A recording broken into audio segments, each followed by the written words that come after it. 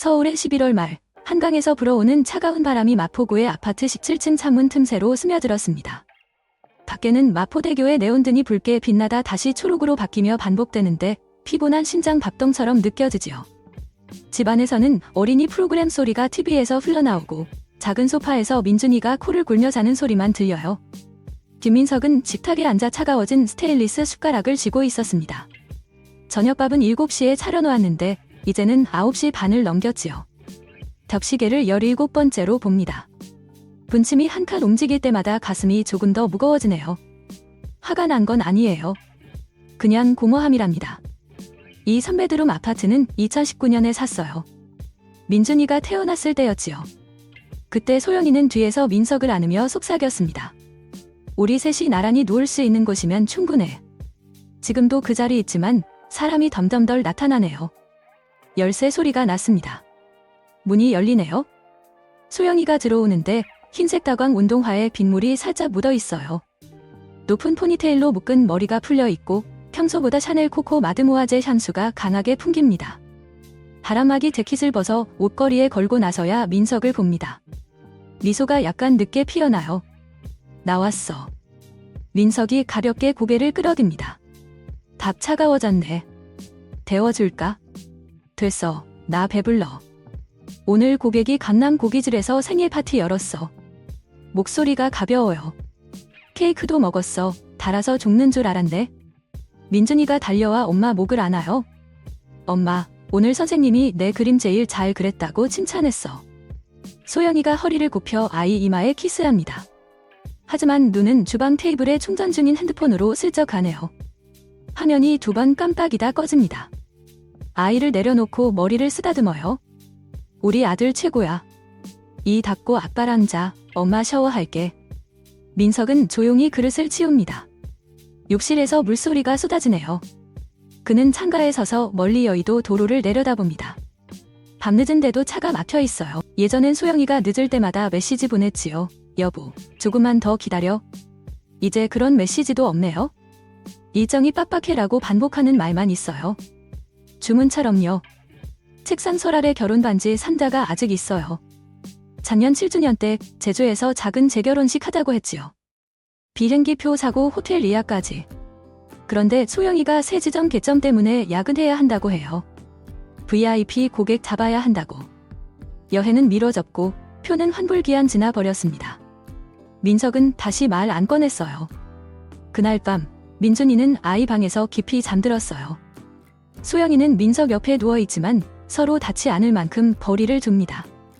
민석은 아내의 고른 숨소리를 듣지만 아직 안 잔 걸 알아요. 베개에 향수 냄새가 남아있지요. 민석은 찬장을 보며 눈을 뜹니다. 검은 찬장. 2015년 강남구짐에서 소영이를 처음 만났어요. 검은 탱크탑 입고 머리 높이 묶은 채 고객과 웃으며 눈이 반짝이던. 민석은 평범한 사무직원이었고 체중 줄이려 짐 다녔지요. 소영이가 먼저 말 걸었어요. 다리 근육 좋네요. 스쿼트 잘 하시네. 그 한마디가 8년을 끌어왔습니다. 지금 그 다리는 매일 러닝머신 위를 달리지만 민석 때문은 아니에요. 민석이 몸을 살짝 불립니다. 손이 소영의 잠옷 끝자락에 닿아요. 그녀가 움찔하며 몸을 옵니다. 방해받기 싫다는 듯이 두 사람 사이 몇 센티미터가 박바람보다 차갑습니다. 시계가 1시 13분을 가리키네요. 머리맡 핸드폰이 빛납니다. 메시지 하나가 스치듯 나타났다 꺼져요. 룸 2704, 3시까지 비어. 민석은 내용을 못 봤어요. 그냥 푸른 빛이 어둠 속 안에 얼굴을 스칩니다. 그녀는 눈 감은 채 누워있지만 엄지손가락이 이불 끝을 꽉 쥡니다. 밖에는 첫눈이 조용히 내리기 시작합니다. 서울 거리의 얇은 눈송이가 창문에 닿아 녹아요. 두 사람 사이 옛 약속처럼. 소리 없이 녹아요. 민석이 눈을 감습니다. 가슴에 작은 균열이 생겼어요. 아직 깨질 만큼 크진 않아요. 하지만 바람이 스며들 만큼은 되지요. 아주 차갑습니다. 민석은 그 균열을 느끼며 옛날을 떠올립니다. 결혼 전 소영이와 함께한 첫 데이트. 홍대 거리에서 손잡고 산책하던 밤 그녀가 웃으며 말했지요. 오빠, 나랑 평생 같이 살자. 내일 이렇게. 그때 민석은 행복했어요. 평범한 삶이지만 안정적이었지요. 지금은 그 안정이 껍데기처럼 느껴집니다. 속은 텅 비었어요. 소영이가 샤워를 마치고 나옵니다. 타월로 머리를 말리며 침대로 옵니다. 오늘 피곤했어. 고객이 까다로워서. 민석이 물어요. 무슨 고객? PT 클라이언트. 재벌 2세래. 운동 끝나고 커피 마시자고 해서. 그녀의 목소리가 자연스럽지만 눈은 피합니다. 민석은 고개를 끄덕일 뿐입니다. 속으로는 의심이 싹트네요. 예전엔 소영이가 이 얘기할 때 눈빛이 밝았어요. 지금은 피곤함 뒤에 뭔가 숨기는 듯합니다. 핸드폰을 항상 잠가놓고 테이블에 엎어놓아요. 누군가 볼까가 두려운 듯이 민준이가 잠꼬대로 중얼거립니다. 엄마, 같이 놀아. 소영이가 아이 방으로 가서 이불을 덮어줍니다. 돌아와 누우며 한숨 쉬어요. 아들 키우기 힘들지? 민석이 대답합니다. 함께니까 괜찮아. 하지만 그 말에 진심이 덜 느껴집니다. 밤이 깊어갑니다. 창밖 눈이 쌓이기 시작해요. 서울의 불빛이 눈에 반사되며 반짝입니다. 민석은 잠이 안 옵니다. 소영이의 변화가 떠오르지요. 최근 메이크업이 짙어졌고 운동복이 더 세련되고 비싸 보입니다. 트렌드라서 라고 했지만 민석은 압니다. 그건 단순한 트렌드가 아니에요. 어느 날 저녁, 민석이 민준이를 데리고 소영이 일하는 피트니스 센터 앞을 지나갔어요. 문이 일찍 닫혔는데 소영이는 긴급 PT 미팅지라고 했지요. 작은 모순. 하지만 민석은 침묵합니다. 아직 증거가 없으니까요. 하지만 그 모순이 가슴을 찌릅니다.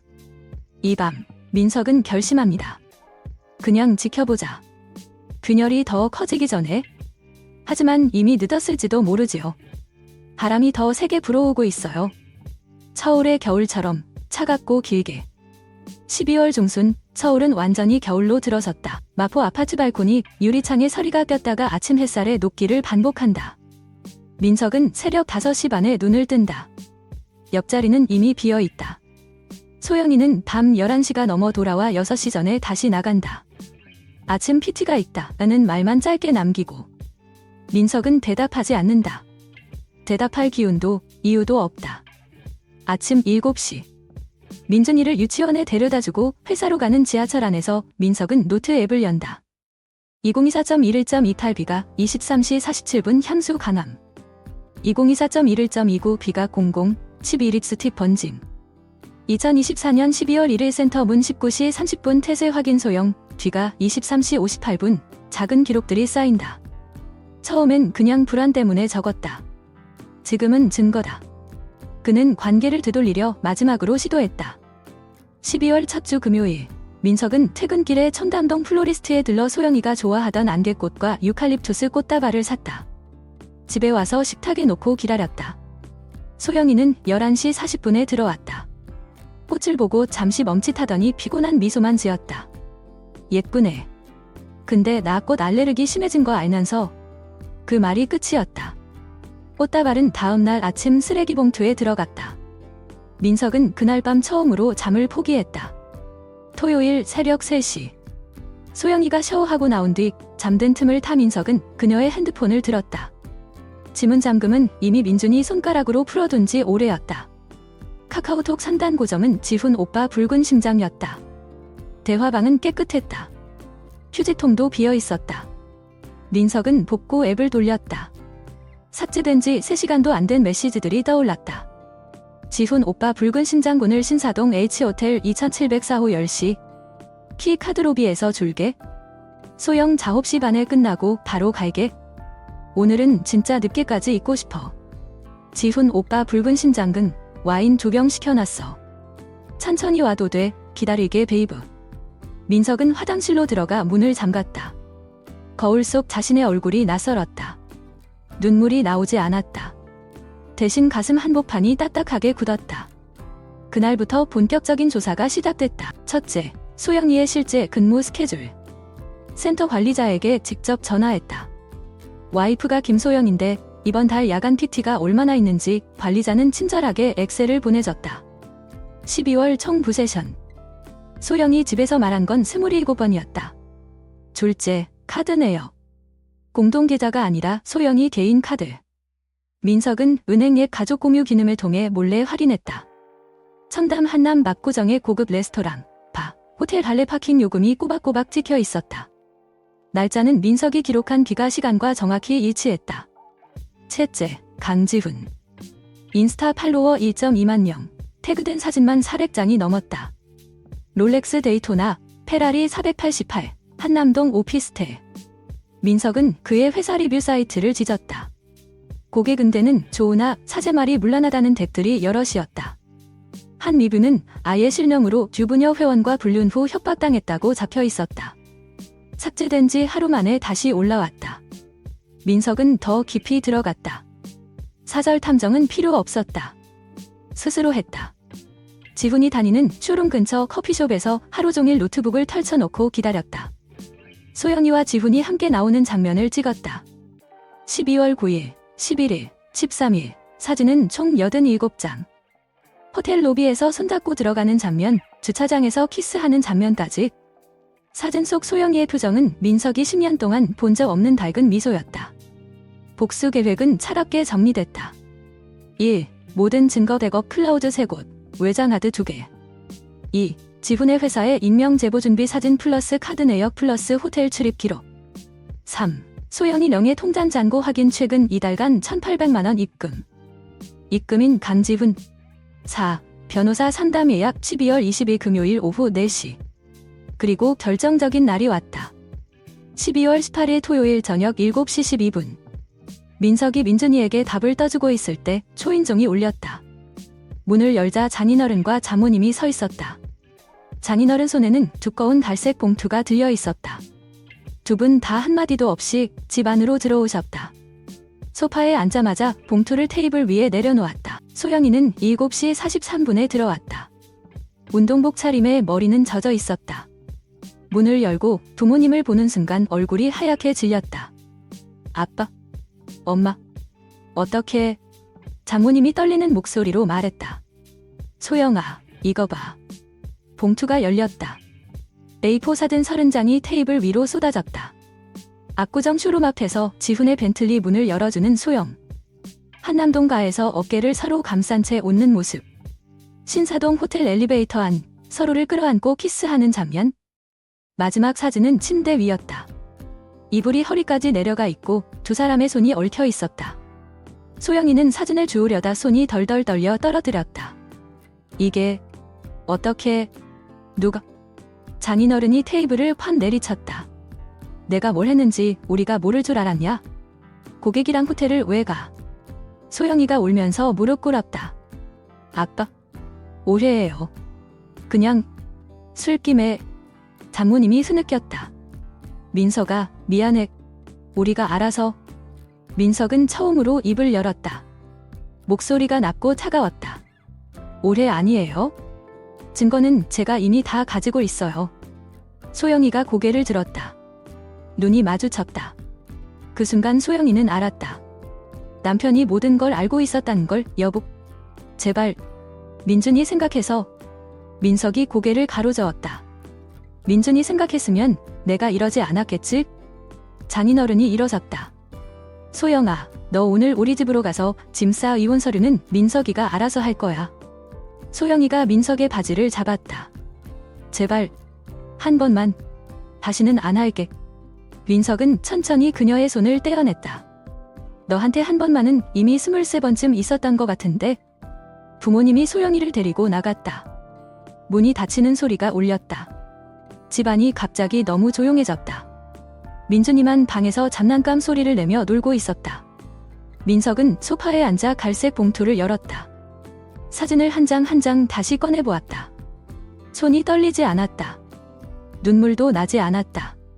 대신 가슴속에서 무언가 단단하고 검은 것이 자라났다. 그는 핸드폰을 들었다. 변호사에게 메시지를 보냈다. 12월 20일 약속 그대로 진행하겠습니다. 추가로 민사소송도 준비 부탁드립니다. 상대는 강지훈입니다. 그리고 지훈의 회사 대표 메일 주소를 찾았다. 익명 계정으로 메일을 작성하기 시작했다. 제목, 귀사 직원 강지훈의 불륜 및 금품 수수 증거자료. 창밖으로 눈이 내리기 시작했다. 민석은 창문을 열었다. 차가운 공기가 얼굴을 때렸다. 그는 낮게 중얼거렸다. 이제 시작이야. 그의 눈빛은 더 이상 망설이지 않았다. 겨울은 아직 길고 복수는 이제 막 따뜻해지기 시작했다. 서울의 12월 말, 연말 분위기가 거리를 물들였지만 민석의 세상은 여전히 차가웠습니다. 마포 아파트에서 나와 강남구의 변호사 사무실로 향하는 지하철 안에서 그는 발색 봉투를 쥐고 있었습니다. 창밖으로 스치듯 지나가는 불빛들이 그의 얼굴을 비쳤지요. 눈빛은 차분했습니다. 분노는 이미 계획으로 바뀌어 있었습니다. 변호사 사무실은 10층에 있었습니다. 유리문이 열리자 따뜻한 공기가 얼굴을 스쳤습니다. 변호사 박성준은 50대 중반, 안경 너머로 날카로운 눈빛이었습니다. 민석이 봉투를 테이블에 놓았습니다. 이게 증거입니다. 우 변호사가 사진들을 훑어보았습니다. 호텔 로비, 바, 쇼룸 앞 날짜와 시간이 선명했습니다. 충분해 보이네요. 이번 소송과 함께 위자료 청구, 그리고 상간남에 대한 손해배상 소송을 병행할 수 있습니다. 민석이 고개를 끄덕였습니다. 지훈 씨 쪽부터 시작해주세요. 그의 직장부터 변호사가 메모를 하며 물었습니다. 재정 상태는? 한남동 아파트 한 채, 연봉 1억 원 이상. 쇼룸 매니저입니다. 대화는 짧았습니다. 민석의 목소리는 낮고 평평했습니다. 변호사가 서류를 정리하며 말했습니다. 준비됐어요. 다음 주에 소장 제출하겠습니다. 사무실을 나서자 민석은 곧장 지훈의 쇼룸으로 향했습니다. 압구정동의 유리 건물, 고급 자동차들이 진열돼 있었습니다. 민석은 고객처럼 들어갔습니다. 쇼룸 안은 밝고 고요했습니다. 지훈은 멀리서 보였습니다. 검은 수트 차림, 미소로 고객을 맞이하는 모습. 민석은 카탈로그를 들며 다가갔습니다. 지훈이 인사했습니다. 어서 오세요. 어떤 모델 찾으세요? 민석이 카탈로그를 내려놓았습니다. 강지훈 씨, 지훈의 미소가 살짝 굳었습니다. 네, 그런데요. 민석이 핸드폰을 꺼내 사진 한 장을 보여주었습니다. 호텔 로비에서 소영이와 함께한 장면. 지훈의 얼굴이 창백해졌습니다. 이게 무슨? 민석의 목소리는 여전히 타분했습니다. 내 아내예요. 당신과 지훈이 주위를 둘러보았습니다. 동료들이 멀리서 지켜보고 있었습니다. 여기서 말씀하시면 곤란해요. 사무실로 가시죠. 쇼룸 뒤편 작은 사무실. 문이 닫히자 지훈이 의자에 앉았습니다. 손이 떨렸습니다. 그냥 재미로 만난 거예요. 진심 아니었어요. 민석이 다른 사진들을 테이블에 펼쳤습니다. 호텔 키 카드 영수증, 메시지 캡처, 만남 날짜 목록. 23번 만남. 호텔 15번. 이게 재미, 지훈이 이마를 문질렀습니다. 미안해요. 끝낼게요. 소영 씨한테 말할게요. 민석이 고개를 저었습니다. 이미 늦었어요. 소송 들어갑니다. 당신 회사에도 알릴 거예요. 지훈의 눈이 커졌습니다. 제발, 일 잃으면 안 돼요. 가족도 있어요. 민석의 표정은 변하지 않았습니다. 침묵이 방을 압박했습니다. 지훈이 애원했습니다. 돈 드릴게요. 2천만 원 어때요? 민석이 일어섰습니다. 변호사 통해 말씀하세요. 문을 열고 나가자 쇼룸 매니저가 기다리고 있었습니다. 민석이 명함을 내밀었습니다. 직원 문제로 왔어요. 증거 있어요. 그날 오후, 민석은 소영이의 센터로 갔습니다. 관리실 문을 두드렸습니다. 관리자가 나왔습니다. 40대 여성, 피곤한 표정. 무슨 일이세요? 민석이 사진 몇 장을 보여주었습니다. 제 아내 김소영입니다. 고객과 부적절한 관계예요. 관리자의 눈썹이 올라갔습니다. 이런, 확인해보겠습니다. 민석이 추가로 메시지 목록을 내밀었습니다. 센터 규정 위반이에요. 고객 유치 명목으로 관리자가 서류를 확인하더니 한숨을 쉬었습니다. 이건 심각하네요. 내부 조사 들어갈게요. 민석이 물었습니다. 해고 가능성 있어요. 최소 정직이에요. 고객 불만이 쌓이면 민석은 고개를 끄덕였습니다. 밖으로 나와 센터 로비를 보았습니다. 소영이가 PT 세선을 하고 있었습니다. 고객과 웃으며 대화하는 모습. 민석은 멀리서 지켜보았습니다. 그녀의 미소가 가식적으로 느껴졌습니다. 다음 날 변호사로부터 연락이 왔습니다. 소장 제출했습니다. 지훈 씨 쪽 회사에 통보도 갔어요. 민석은 회사 휴게실에서 전화를 받았습니다. 동료들이 웃으며 지나갔지만 그의 얼굴은 무표정했습니다. 오후에 소영이로부터 메시지가 왔습니다. 여보, 무슨 짓 한 거야? 센터에서 조사 들어왔어. 이민석은 답하지 않았습니다. 대신 지훈의 회사에 임명 메일을 보냈습니다. 직원 강지훈의 불륜 증거 첨부. 고객 유혹으로 실적 조작 의심 첨부 파일은 사진과 영수증이었습니다. 며칠 후 지훈의 쇼룸에 변화가 생겼습니다. 민석은 온라인으로 확인했습니다. 회사 게시판에 직원 윤리 위반 조사 중이라는 공지가 올라왔습니다. 지훈의 프로필이 사라졌습니다. 소영이 쪽도 마찬가지였습니다. 센터 리뷰 사이트에 강사 김소영, 고객과 부적절 관계라는 댓글이 쏟아졌습니다. 민석이 익명으로 올린 데 아니었습니다. 소문이 퍼지기 시작한 거죠. 장인어른으로부터 전화가 왔습니다. 민석아, 소영이가 울면서 왔어. 센터에서 정직 통보받았대. 민석의 목소리는 여전히 낮았습니다. 알아요. 너 너무 세게 나가는 거 아니야? 민석이 대답했습니다. 대신한 만큼이에요. 결정적 타격은 크리스마스 이브에 왔습니다. 지훈으로부터 연락이 왔습니다. 만나요. 제발. 민석은 한남동 카페에서 만났습니다. 지훈은 수척해진 얼굴로 앉아 있었습니다. 수트가 구겨져 있었습니다. 회사에서 잘렸어요. 소문 때문에 다른 데도 못 가요. 민석이 물었습니다. 그래서 지훈이 봉투를 내밀었습니다. 3천만 원 이걸로 끝내주세요. 민석이 봉투를 밀어냈습니다. 소송은 계속돼요. 법정에서 봐요. 지훈의 눈에 절망이 스쳤습니다. 가족이, 아내가 알면. 민석의 표정이 변하지 않았습니다. 침묵이 길어졌습니다. 지훈이 고개를 숙였습니다. 미안해요. 정말. 민석이 일어섰습니다. 늦었어요. 카페를 나서자 눈이 내리기 시작했습니다. 민석은 거리를 걸었습니다. 소영이의 문자가 왔습니다. 민준이 만나게 해줘. 제발. 이민석은 삭제했습니다. 그의 걸음은 무거웠지만 멈추지 않았습니다. 이제 무너짐은 시작일 뿐이었지요. 겨울바람이 그의 등을 밀었습니다. 차갑게, 하지만 확실하게. 제4장 스피커폰. 붕괴의 순간. 2025년 1월 초순. 서울의 겨울은 여전히 혹독했다. 눈이 녹아 길바닥을 질척하게 만들었고 바람은 코트를 뚫고 들어와 뼈를 시리게 했다. 민석은 매일 같은 일과를 반복했다. 새벽 5시 50분에 눈을 뜨고 민준이의 아침을 챙기고 유치원 버스 정류장까지 손을 잡고 걸어갔다.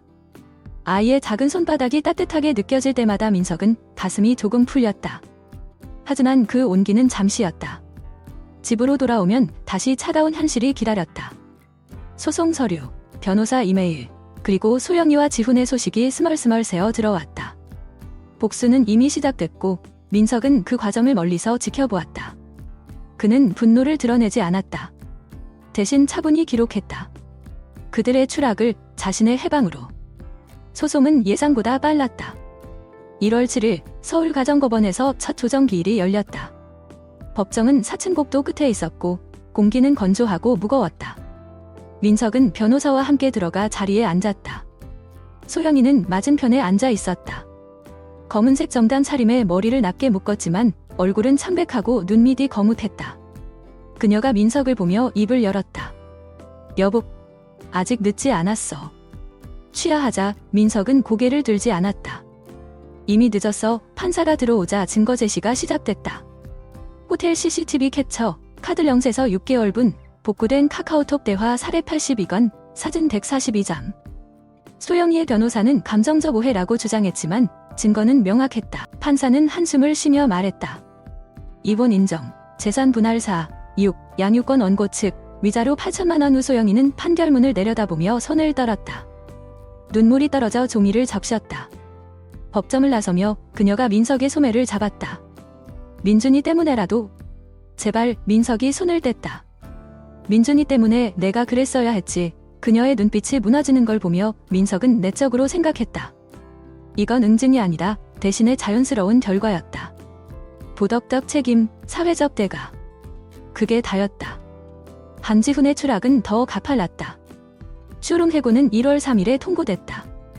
공식 문서에는 고객 신뢰 저해 및 윤리 위반이라고 적혀 있었다. 민석이 보낸 익명 제보가 효과를 발휘한 거였다. 지훈은 업계 소문으로 블랙리스트에 올랐다. 청담동 자동차 딜러 모임에서 그의 이름이 나오자 사람들은 고개를 저었다. 그 녀석, 유부녀랑 엮여서 끝났대. 지훈은 이력서를 17군데 보냈지만 답은 하나도 없었다. 재산 손실이 시작됐다. 한남동 오피스텔은 대출 이자가 리어 경매에 넘어갔다.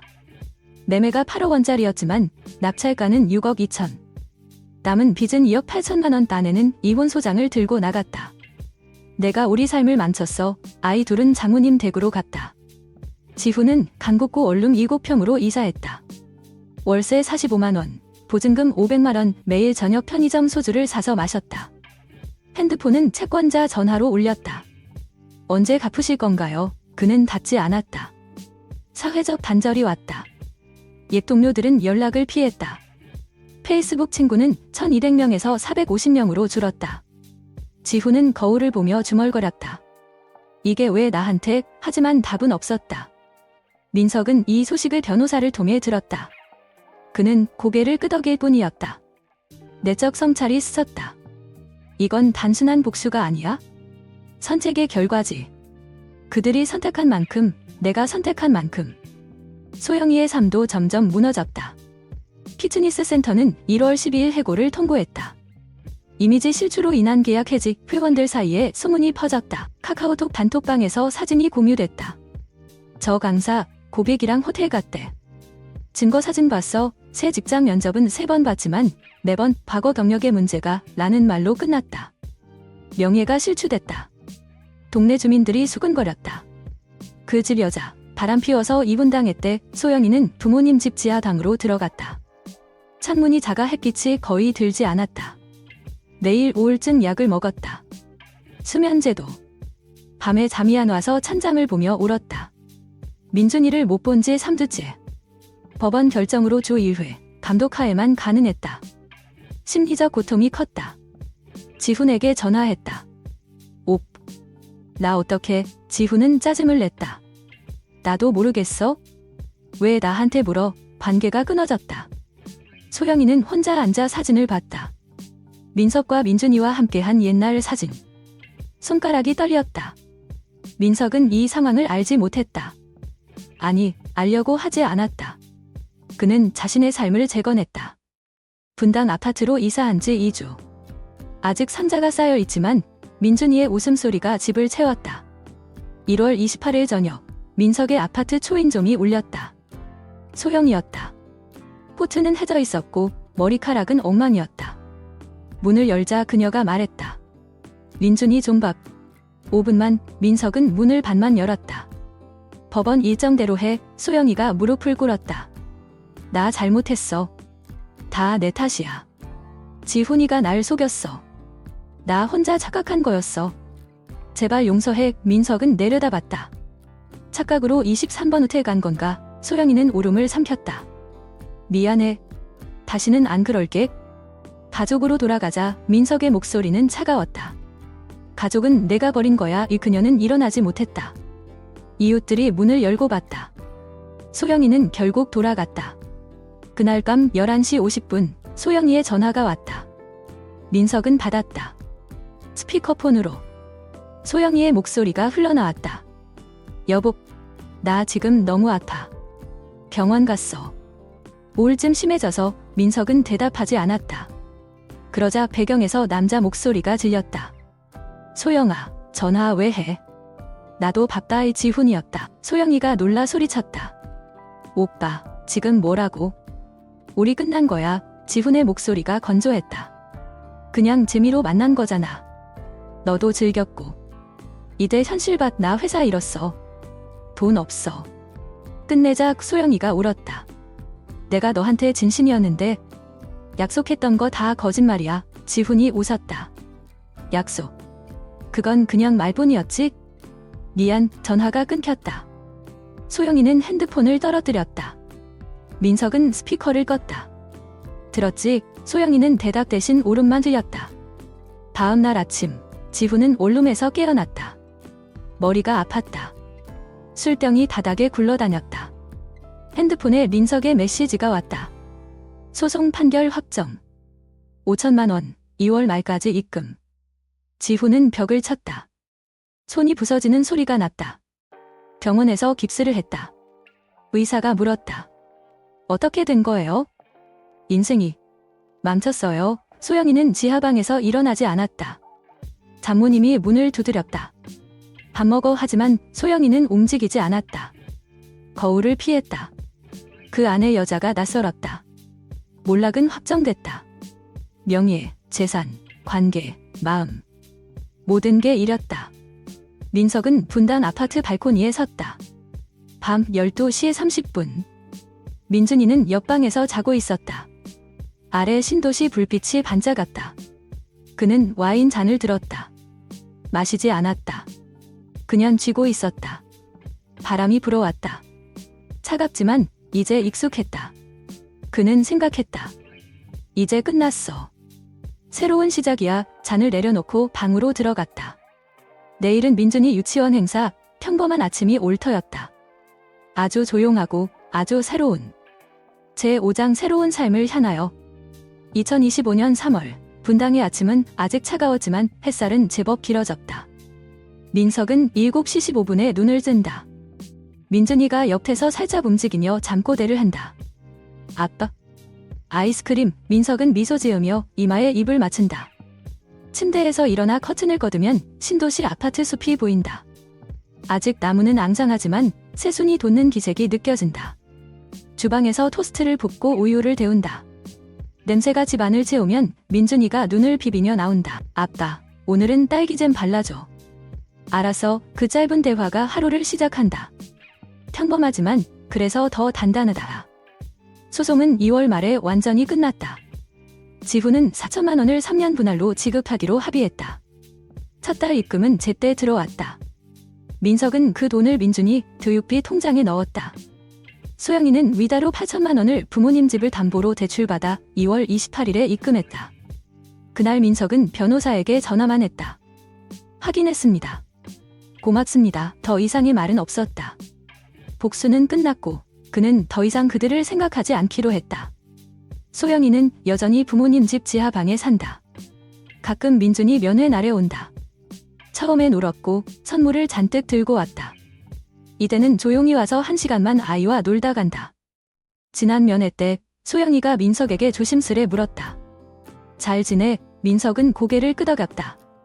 민준이가 행복해 후 소영이는 잠시 눈을 내리깔았다가 말했다. 미안해. 그리고 고마워. 민석은 대답하지 않았다. 그저 문을 열어주었다. 사과는 닫았지만 다시 닫아드릴 생각은 없었다. 그것이 그의 책임있는 선택이었다. 지후는 강북 원룸에서 택배 3하차 일을 시작했다.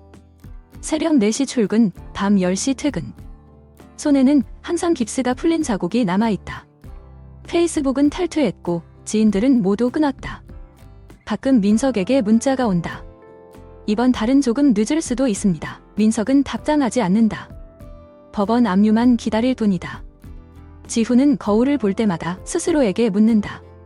내가 뭘 잘못했나? 답은 늘 같다. 다 잘못했다.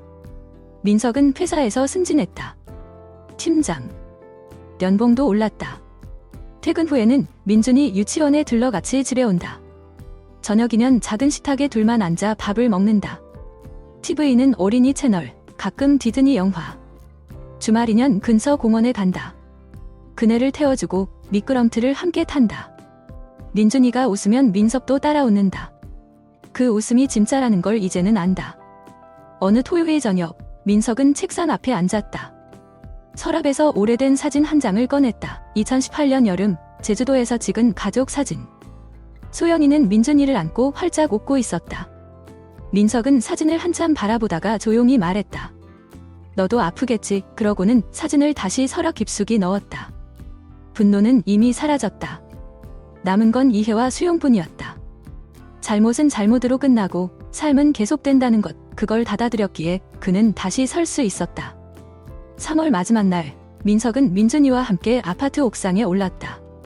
밤 9시, 도시 불빛이 반짝였다. 민준이가 아빠 손을 꼭 잡았다. 아빠, 우리 이제 행복하지? 민석은 아이를 내려다보며 고개를 끄덕였다. 응, 행복해. 민준이가 하늘을 올려다보며 말했다. 저기 별 많다.